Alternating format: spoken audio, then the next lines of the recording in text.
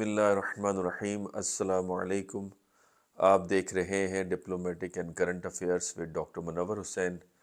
آج ناظرین میں کوئی آرگنائزڈ وے میں بات کرنے کے حق میں نہیں ہوں اور نہ ہی میرے پاس کوئی نوٹس ہیں۔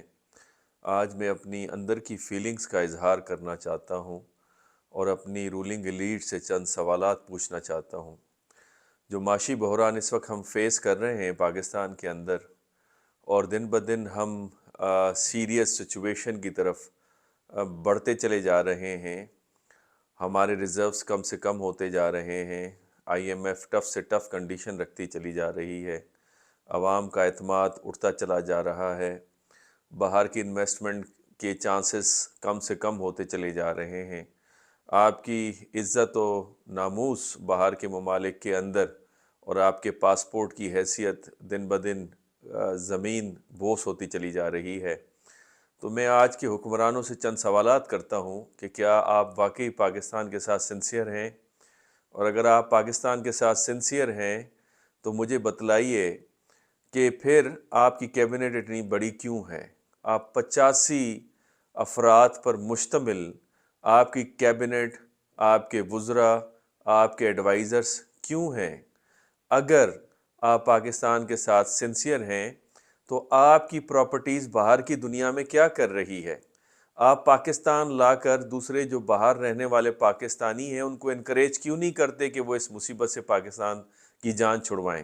جس طرح سے انڈینز نے 1991 میں جو بھارت اکنامک کرائسس کو فیس کر رہا تھا، بلینز آف ڈالرز بیچ کر بھارت کو بچایا، اس کی اکانومی کو بچایا، آئی ایم ایف کے پروگرام سے بچایا، تو آج ہم بھی بچ سکتے ہیں۔ پاکستانیوں کے پاس ٹریلینز آف ڈالرز ہیں لیکن ان کا اعتماد نہیں ہے آپ لوگوں پہ۔ اگر ان کا اعتماد ہو اور پاکستانیوں کا اعتماد ہو تو میں سمجھتا ہوں پاکستان کے اندر بھی بہت پیسہ گھروں کے اندر پڑا ہوا ہے۔ پاکستانی اٹھیں، اگر آج آپ نہیں اٹھیں گے تو میں سمجھتا ہوں یہ پاکستان آپ کے ہاتھ سے نکل جائے گا۔ آپ انٹلیکچولی تو بینکرپٹ ہو چکے ہیں۔ بھارت آپ سے پڑھائی کے معاملے کے اندر، انٹلیکچول ڈیبیٹس کے اندر بہت آگے ہے۔ یہ میرا وی لاگ کا جو تجربہ ہے اس کے اندر بھارتی شہری سنتے ہیں سادی زندگی ہے، چھوٹے سے گھر ہیں، چھوٹی سی گاڑی ہے یا نہیں گاڑی، لیکن انٹلیکچولی کافی ساؤنڈ ہے، کتابیں پڑھتے ہیں، تبصرے سنتے ہیں، اپنے علم میں اضافہ کرتے ہیں۔ نبی اکرم صلی اللہ علیہ وآلہ وسلم نے فرمایا کہ علم مومن کی معراج ہے، جہاں سے ملے اسے حاصل کریں۔ آپ وہ حاصل کرنے کو تیار نہیں ہیں۔ فائنانسز کی حالت آپ کی خراب ہے، آنیسٹی آپ کی لیڈرشپ کے اندر نظر نہیں آتی، تو آخر ہم کس طرف جا رہے ہیں؟ اگر یہ ملک پاکستان یا تو آپ نے رہنا نہیں ہے تو پھر تو ملک چھوڑ کے چلے جانا چاہیے، اور اگر آپ نے ملک میں رہنا ہے، آپ نے اپنی آنے والی نسلوں کو یہ ملک امانتاً دینا ہے اور خوشحال ملک دینا ہے، اور ریاست کی جو 5 بنیادی جو کام ہیں وہ ریاست کرنے میں ایکٹیو نظر آئے، جس میں انسان کی سیکیورٹی، اس کا ویلفیئر، اس کی پراپرٹی، اس کی لبرٹی کی حفاظت کرے، آرڈر دے، جسٹس دے، اگر ریاست یہ دینے میں ناکام نظر آتی ہے تو پھر مجھے آپ بتائیں کہ پھر آپ اور ہم کدھر جائیں گے؟ میرا خیال ہے کہ پاکستانی اٹھو، یہ گھروں کے اندر پیسے نہ رکھیں۔ جو باہر پاکستانی ہیں میں ان سے بھی التماس کرتا ہوں، ان سے بھی منتیں کرتا ہوں کہ پاکستان کی اس وقت رحم واری حالت ہے، آپ برائے مہربانی پاکستان پیسے بھیجیں تاکہ اس کی اکانومی اٹھے۔ اور میں التجا کرتا ہوں اپنی پولیٹیکل لیڈرشپ سے، بیونڈ پارٹی، یہ جتنے بھی پارٹیز ہیں اس سے ہٹ کر میں آپ سے التجا کرتا ہوں کہ خدا را پاکستان کے ساتھ سنسیئر رہیں۔ آپ کے اوپر اعتماد نہیں ہے، اگر آپ نہیں چلا سکتے حکومت تو آپ سائیڈ پہ ہو جائیے تاکہ کوئی قابل لوگ آئیں اور حکومت کو چلائیں۔ اور اگر آپ سنسیئر ہیں تو اپنی پراپرٹیز جو باہر رکھی ہوئی ہیں وہ آپ لے کر آئیں۔ اگر آپ سنسیئر ہیں تو پھر آپ اپنی کیبنٹ کو کم کریں۔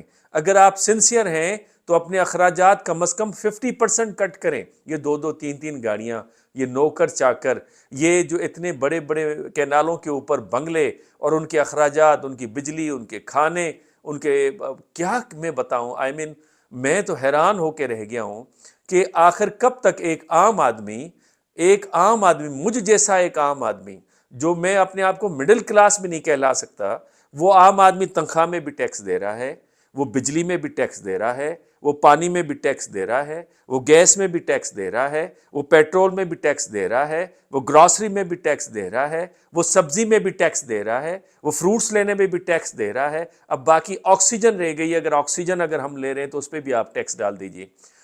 یہ آئی ایم ایف، یہ ورلڈ بینک، یہ نیو امپیریلزم کے انسٹرومنٹس ہیں، یہ ہر بندے کو سمجھ آ رہی ہے۔ کون سا ملک ہے جو آئی ایم ایف کے پاس گیا اور وہ کامیاب ہوا ہے؟ آئی ایم ایف آتے ہی سب سے پہلے آپ کی کرنسی کو ڈی ویلیو کرتی ہے، آپ کے آتے ہی شرط لگاتی ہے کہ ٹیکسز کو آپ بڑھا دیں، اس سے انفلیشن بڑھتا ہے۔ اب ٹیکسز بڑھ جاتے ہیں، انفلیشن بڑھ جاتا ہے، روپی کی جو قیمت ہے وہ کم ہو جاتی ہے، ڈالر کی قیمت بڑھ جاتی ہے، تو اس صورت میں مجھے آپ بتائیں آپ کیا ایکسپورٹ کریں گے؟ آپ کی جو انڈسٹری ہے وہ کیسے پنپے گی؟ آپ تو ڈی انڈسٹریلائزیشن کی طرف جا رہے ہیں۔ 1988 سے لے کر اگر آپ گراف دیکھیں تو آپ کی انڈسٹری نیچے سے نیچے آ رہی ہے، سوائے پرویز مشرف کے 4 سالوں کے دور سے، جہاں پہ پالیسی میکنگ خود کی تھی۔ اور جب ہم نے آئی ایم ایف کا پروگرام لیا ہے، جب ہم نے آئی ایم ایف کا پروگرام، ملتے آپ کو $1 بلین اور $2 بلین ہیں، اور آپ کی حالت یہ ہے کہ اس کے بعد آپ تنزلی کا شکار ہوتے ہیں۔ نہ آپ کی ایگرو بیسڈ انڈسٹری ہے، نہ آپ کی ایکسپورٹ اورینٹیڈ انڈسٹری ہے، نہ آپ کے اندر اپنا اکنامک فریم ورک ہے جس کے ذریعے سے آپ اٹھ سکیں۔ آپ اب ایگریکلچرل لینڈ ہے، گندم آپ کے پاس پوری نہیں ہے۔ آپ ایگریکلچرل لینڈ ہے، شوگر کا کرائسس آپ کے پاس ہے۔ آپ ایگریکلچرل لینڈ ہے، کھانے کا تیل آپ باہر سے منگواتے ہیں، باقی رہ کیا جاتا ہے؟ میرا خیال ہے مینجمنٹ کا سیریس کرائسس ہے، اور اب مزید وقت نہیں ہے، نہ ہمارے حکمرانوں کے پاس اور نہ لوگوں کے پاس۔ آپ برائے مہربانی کر کے، میں التماس کرتا ہوں سارے لوگوں سے کہ اٹھیں، اور میں ان طبقوں سے بھی التماس کرتا ہوں جو پاور کے اندر ہیں کہ اٹھیں، دیکھیں، اس سے زیادہ مزید لیٹ نہیں کی جا سکتی۔ اور ہم جس طرح کی سچویشن ہے روز نیوز کے اندر سن کے، اخباروں کے اندر سن کے، ہمارا مذاق بن چکا ہے۔ اگر انڈیا پاکستان پیس پروسیس کی بات ہوتی ہے تو انڈینز کہتے ہیں ہمیں پیس پروسیس کی ضرورت نہیں، پاکستان بھوکا ننگا ہے، اس کے ساتھ ہم پیس پروسیس کر کے کیا کریں گے؟ اگر عرب ورلڈ کی طرف دیکھتے ہیں تو وہ ہمارے حکمرانوں کو سلام تک نہیں کرتے، اس طرح سے انٹرٹین کرتے ہوئے ہمیں نظر نہیں آ رہی۔ تو لہٰذا میرا خیال ہے یہ ٹائم آ گیا ہے کہ ہم چیزوں کو سمجھیں، اٹھیں اور مینیج کریں۔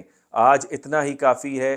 اب اگر کسی کی دل آزاری ہوئی ہے تو میں معذرت کرتا ہوں، لیکن یہ میرے دل کی آواز تھی، لہٰذا میں نے سوچا کہ اس کے اوپر میں بات کروں۔ برائے مہربانی اگر دل آزاری ہوئی ہے تو میں اس کا معافی کا طلبگار ہوں، لیکن یہ ہر پاکستان کی دل کی آواز ہے۔ برائے مہربانی اس ملک کو بچائیں، اس ملک کو بچائیں، اس ملک کو بچائیں۔ شکریہ۔